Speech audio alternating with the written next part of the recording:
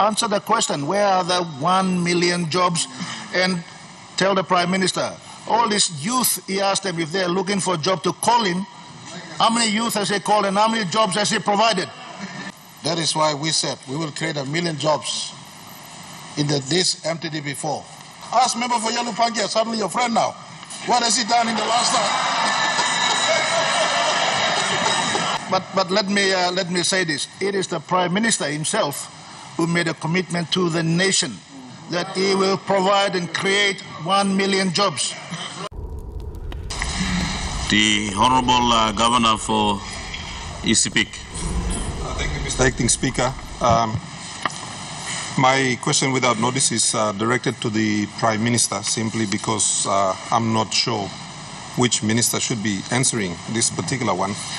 And by way of preface, I have asked this question many times in government caucus without receiving a response, and therefore I'd like to ask the Prime Minister a series of questions. Number one, Prime Minister, could you tell the people of Papua New Guinea how many Papua New Guineans are currently unemployed, particularly long-term unemployed? My second question, do you have any idea how many jobs we currently have? If you could inform the House and of course the people of Papua New Guinea. Would you be able to tell the House, my third question, how many jobs were in existence when you became Prime Minister? Could you tell the people of Papua New Guinea how many jobs has the government created for our people? Are you able to tell the House, my fourth question, if there are jobs created, which sectors were these jobs created in, and which provinces are these jobs in? My final question, the Pangu government has promised the people of Papua New Guinea 1 million jobs by 2027. So, by my calculation, we should have at least 400,000 of those jobs by the end of this year. So, could the good Prime Minister inform the people of Papua New Guinea exactly where the government expects these jobs to be, so that at least all our children who are struggling to pay school fees can direct their focus towards those particular provinces where those jobs are going to be? And finally, how long do they have to wait for? Thank you, Mr. Acting Speaker. The Honourable Prime Minister. All right, thank you, Mr. Acting Speaker. I'm just so happy that we have excitement finally in the House. Maybe on this side was very boring for some, my brother Governor Baird and others, so they decided to go on the other side. So it's good that they found excitement. And I want to answer his question by starting in this manner. This is a pertinent question, important question, or series of questions that has been asked. And I will have a detailed response, if not tomorrow, and on Thursday. But I want to, Mr. Acting Speaker, to ask the Governor to put his fingers on 2019 statistics before I took office. And I'll bring him statistics in terms of the number of jobs he wants per people employed to this House, if not tomorrow, on Thursday or on Friday. And we get this record sorted out once and for all, instead of all the hype in the public spaces. Jobs in our country has been minimal since 1975. If you want me to dig into history, name me one government that has substantially created job in our country. Name me this. We have been producing more school dropouts in our country than employment in our country. That is why when we took office, this Pangu administration took office, we put in place a focus on second chance education for school dropouts to come back into school. That's why when we took office, we put freight support for our commodity programs, commodity crops nationwide. That's why when we took office, we put price support when price fails. That's why when we took office, we put SME Intervention Fund program. No government before our time has ever put into these programs. Mr. Acting Speaker, you can open 10 mines tomorrow. You know how much they will create in the employment space? Just ask PNG, LNG. Right now they're employing not more than 1,000. Not more than 1,000. That is why we said we will create 1 million jobs in this MTD4. Mr. Speaker, as every government and opposite differs on definition, my definition of job differs from the governor of ECP. My definition of job is economically active and engaged Papua New Guineans. Not sitting behind a job desk from 8 o'clock to 4 o'clock or 4:06, or from 7 o'clock to 5 o'clock. That strategy has not unbundled Papua New Guinea from its fullest potential. Mr. Acting Speaker, that is the reason why I had to let go of my brother Richard Maru and supported Governor Baird for a 300 million kina project in ECP. That is the reason. Simple as that. It's not about putting men behind the desk job. Of course, that is the work in progress for us. I will make a detail. If he wants statistics of how many people are employed right now, put your finger on 2019.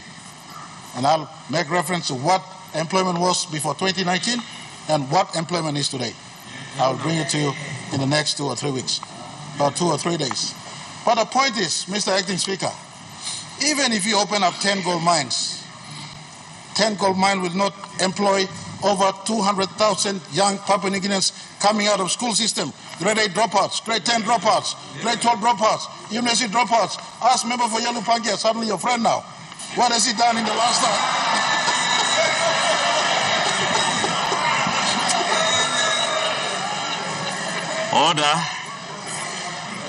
Order. Honorable member for Yalibu Pange, you have a point of order. What's your point of order? My point of order is this. Of course, the Prime Minister likes making reference to me, and I appreciate that. And I thank him for it too. Yeah, thank you for constantly reminding the nation that I'm around. But let me say this. It is the Prime Minister himself who made a commitment to the nation that he will provide and create 1 million jobs. The governor is simply asking him a question that how far have you provided 1 million jobs? That's all he's asking.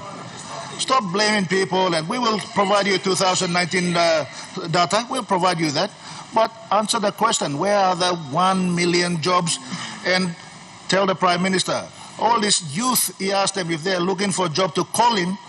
How many youth has he called and how many jobs has he provided? Stop misleading the House and stop misleading the country. Thank you. Honorable member for Yalibu Pangia, I will rule your point of order out of order. Allow the Prime Minister. I think the Prime Minister have already made a statement clear that he will report to the Parliament on detail on what you have raised. So I'll allow the Prime Minister to complete this reply. I'm really super excited and super charged up now, so I'm just so happy, Mr. Acting Speaker. But as I was saying earlier, our definition of job differs from the opposite. Their definition of job is someone sitting behind 8 to 4, 7 to 5. That's okay, we'll create that space too. But we want to empower Papua New Guineans who own land, in our country, to go back into economic activities so they can take control of their own destiny. That's where the 1 million jobs will come from. That's where the 1 million jobs will come from. That's where the focus on downstream processing will create a value-added job in our country. And so we think at the different levels, Mr. Acting Speaker. They think the job they've been trained to go and find job when they come out of university, that's a level of thinking. We're thinking about economic empowerment of our citizens. And I'm yet to find out about the 300 million kina I facilitated to ECP. If people are now engaged in agricultural productivity in ECP, that's happy for me. Honorable Prime Minister, we have a point of order. Governor of ECP. Can I just make a point of order to say that the Prime Minister is actually in charge of the Department of National Planning, which oversees this particular project. So for him to ask myself as governor, the project is not run by the ECP provincial government, of which I am responsible for.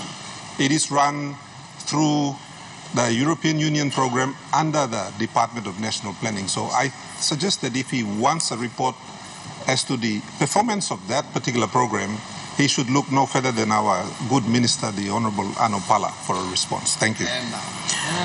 The Honorable Governor, the Prime Minister is responding on a question that you have raised and referred to what he have commented. And your point of order is like making a statement in correction to what the Prime Minister have said. So I will rule your point of order out of order, and I will let the Prime Minister to.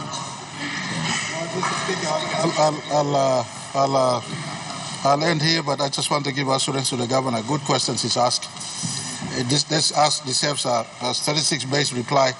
He asked to receive the 36, but on the principle of our policy orientations, our focus on this side is not just a day job, but we want to empower people to be economically participating in our country. That is where we could mobilize greater amount instead of just next 5 years focus on putting people behind a paid desk. I will report to him, and I ask this Parliament, my statistics will start before 2019 and after 2019, so the country knows exactly what is happening. Our fiscal intervention is all about creating job creation in our country. Thank you, Mr. Speaker.